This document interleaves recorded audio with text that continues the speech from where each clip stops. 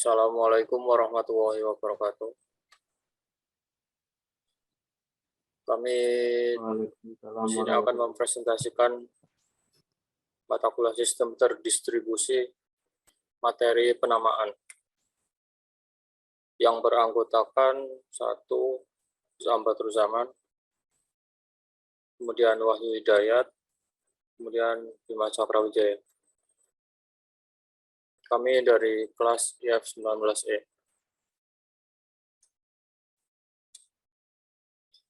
Penamaan.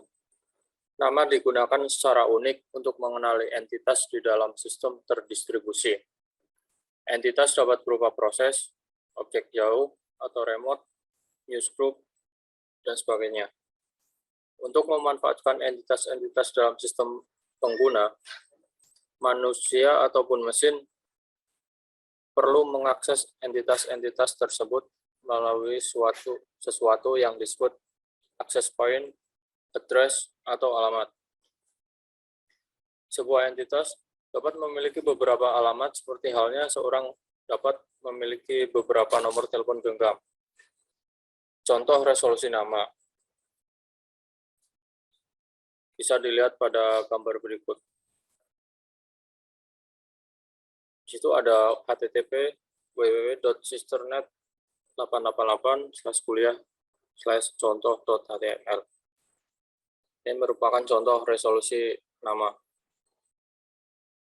Contoh lainnya adalah ketika seseorang berpindah tempat seperti kota atau negara, maka nomor teleponnya sering harus diubah sesuai sistem di kota atau kode area atau kode negara tersebut. Jenis nama lain yang mendapat perlakuan khusus selain alamat adalah identifier, dengan sifat-sifat sebagai berikut. 1. Mewakili paling banyak satu entitas. 2. Setiap entitas diwakili oleh paling banyak satu identifier. 3. Sebuah identifier selalu mewakili entitas yang sama atau tidak berubah menurut waktu dan kondisi. Satu lagi jenis nama penting adalah nama dengan sifat user-friendly yang mudah dibaca dan diingat oleh manusia. Nama ini biasanya terdiri dari sederetan karakter yang dikenali manusia, seperti nama pada file atau nama yang digunakan pada domain name system, seperti www.facebook.com atau www.google.co.id, dan sebagainya. Cara memasangkan alamat dengan nama atau identifier dan menemukan alamat pasangan dari nama atau identifier dan sebaliknya, ini dikenal dengan naming system. Ada 3 naming system, yaitu flat naming, merupakan sistem penamaan yang tidak memiliki struktur tertentu. Kemudian struktur naming. Sistem penamaan biasanya mendukung penggunaan nama yang terstruktur, yang dibentuk dari beberapa nama yang sederhana dan mudah dikenali manusia. Penamaan pada sistem file dan host pada internet mengikuti kaidah ini. Kemudian yang ketiga ada attribute-based naming. Penamaan berbasis atribut. Dengan teknik ini, sebuah entitas diasosiasikan dengan sejumlah atribut yang memiliki nilai tertentu. Pengguna melakukan pencarian berdasarkan kriteria tertentu berupa jenis dan nilai atribut yang dimiliki entitas yang dicarinya. Kemudian teknik resolving. Cara penamaan ini memang sederhana, tetapi menimbulkan akibat yang tidak sederhana dalam cara menemukan alamat entitas yang diwakilinya. Ada beberapa solusi yang menyelesaikan masalah menemukan pasangan alamat atau menerjemahkan nama menjadi alamat atau resolving pada sistem penamaan flat naming, yaitu 1. Broadcasting dan multicasting, yang kedua forwarding pointer, ketiga home base approach, keempat hierarchical search tree. Namespace. Nama-nama biasanya diatur menjadi sesuatu yang dikenal sebagai ruang nama atau namespace.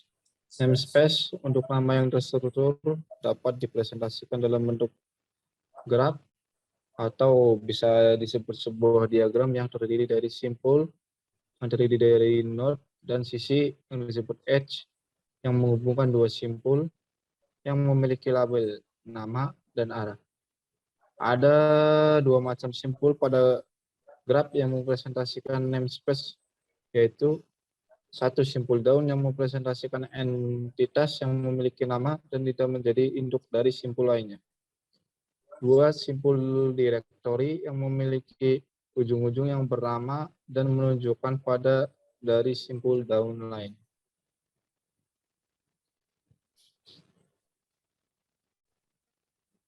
Di sini ada contoh dari namespace yang mencari entitas dengan nama home, Sekra, dan mbox. Di sini ada data yang disimpan dalam N1. N1 ada data berupa N2, N3, N4 yang terdiri dari N2 Niken, N3 Adi, N4 Sakra, yang berwarna node directory berwarna hitam ini disebut node directory. Lalu yang hijau disebut node down name resolution. Name resolution merupakan istilah untuk proses pencarian looking up sebuah nama ketika kita mendapatkan path dari nama tersebut. Proses name resolution ini akan menghasilkan identifier dari sebuah simpul yang dilalui pada proses tersebut. Lalu ada implementasi name resolution. Distribusi namespace pada beberapa server berimplikasi pada cara melakukan name resolution atau name lookup. Untuk memperjelas uraian digunakan contoh absolute path name berikut. Root yang terdiri dari ID, AC, Poltex, FTP, pub, index.html. Lalu ada closure. Closure bisa disebut proses name resolution hanya dapat terjadi apabila pencari mengetahui bagaimana dan di mana untuk memulai proses. Hal ini dikenal sebagai closure mechanism yang secara esensi berurusan dengan menentukan simpul awal dalam namespace di mana proses pencarian baru bisa dimulai. Linking dan mounting. Terkadang suatu entitas memiliki beberapa nama atau dikenal sebagai alias. Pada sebuah graf, penamaan terdapat dua cara untuk mengimplementasikan konsep alias, yaitu yang pertama dengan mengizinkan adanya lebih dari satu absolute path menuju suatu simpul, atau pada dua file sistem unik ini dikenal sebagai Harlink. Yang kedua itu mempresentasikan sebuah entitas dengan sebuah simpul daun yang berisi informasi berupa absolute path dari entitas tersebut. Cara kedua ini dikenal dengan istilah symbolic link. Implementasi namespace. Namespace adalah inti dari layanan penamaan, yaitu sebuah layanan yang digunakan oleh pengguna, manusia ataupun komputer untuk menambah, mengurangi, dan mencari nama-nama. Pada sebuah local area network, layanan ini biasanya disediakan oleh sebuah server saja, namun pada sistem terdistribusi, skala besar layanan ini melibatkan beberapa name server. Namespace digunakan pada sistem terdistribusi skala besar dan mungkin melibatkan seluruh dunia, contohnya internet. Biasanya disusun dalam bentuk hierarkis dengan sebuah simpul root. Pada implementasinya, dengan alasan efektivitas namespace dibagi menjadi 3 lapisan logik, yaitu yang pertama lapisan global, yang terdiri dari simpul root dan anak-anaknya yang mempresentasikan organisasi atau kumpulan organisasi dan isinya jarang berubah. Yang kedua ada lapisan administrasional yang dibentuk oleh sekumpulan simpul direktori yang diatur dalam sebuah organisasi. Berada dalam organisasi yang sama seperti lapisan global, seperti simpul yang menggambarkan sebuah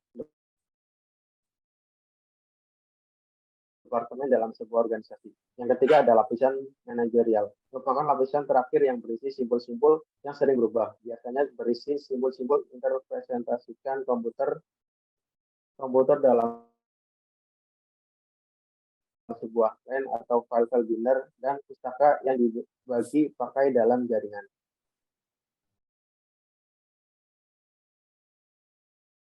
Directory service. Sistem penamaan berdasarkan atribut lebih sering dikenal sebagai directory service.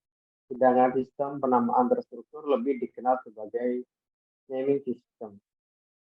Pada directory service, entitas memiliki beberapa atribut yang dapat digunakan sebagai kriteria pencarian. Pada beberapa kasus, pemilihan atribut-atribut yang akan diletakkan pada sebuah entitas relatif sederhana.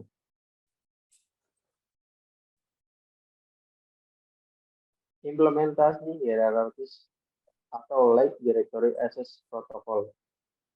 LDAP atau Lightweight Directory Access Protocol adalah contoh nyata dari implementasi sistem directory service.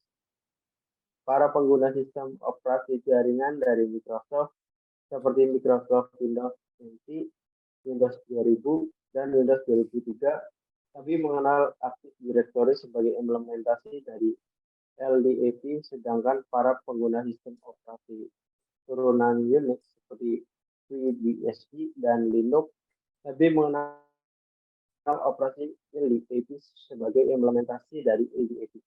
Pada LDAP terdapat sejumlah record yang dikenal sebagai directory entries. Directory entries dapat dibandingkan dengan resource record pada DNS. Tiap record berisi sekumpulan pasangan atribut dan nilai atribut tersebut.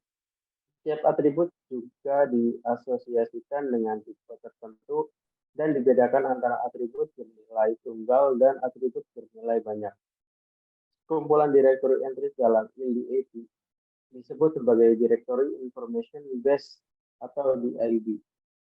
Pentingnya DIB adalah bahwa setiap record memiliki nama yang unik dan dapat dicari yang dikenal dengan Relative Distribution Name atau RDN. Mungkin itu saja yang dapat kelompok kami sampaikan. Maaf apabila banyak kekurangan dan salah kata. Sekian dari kami. Assalamualaikum warahmatullahi wabarakatuh. Waalaikumsalam warahmatullahi wabarakatuh.